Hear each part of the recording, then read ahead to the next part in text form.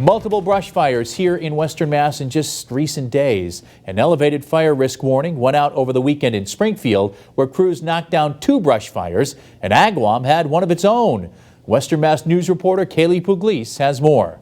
Right now, with the nice weather we've had the last few days with the sun and there being no canopies on the tree for protection on the leaves and all that, the ground's drying up. There's a lot of fuel, a lot of oxygen. Multiple areas in Western Mass getting hit with brush fires, including one in the area of Forest Park on Friday and another on Sunday.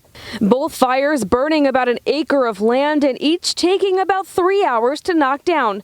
Springfield Fire Captain Drew Pamonte tells Western Mass News that's a long time to battle a brush fire, and it ties up their resources. Fire that does end up in the wood, what it is the fires will burn and then the embers will end up in the air, and then the wind currents will drive the embers to a different part of the section of the woods, and that's how the fire spreads, and it rapidly can escalate, definitely with high winds.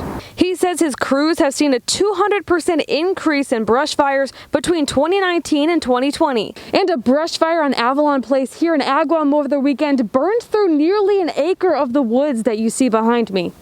Western Mass News spoke with the person who called in the fire in Agawam on Sunday afternoon. He believes the wind knocked down a branch which fell on a power line, starting the fire. He says the flames started about 500 yards away, but quickly gained momentum and came pretty close to his house, and for a minute, he was worried. Luckily, crews were able to knock it down before any homes were damaged. Agawam fire officials say the fire is under investigation. It doesn't seem to be human-caused, but the wind likely played a role. All residents are encouraged to keep a lookout for danger. If people do observe a brush fire, call 911 as soon as possible. As with any fire, the sooner we can get on scene, the sooner we can mitigate the problem. Kaylee Puglisi, Western Mass News.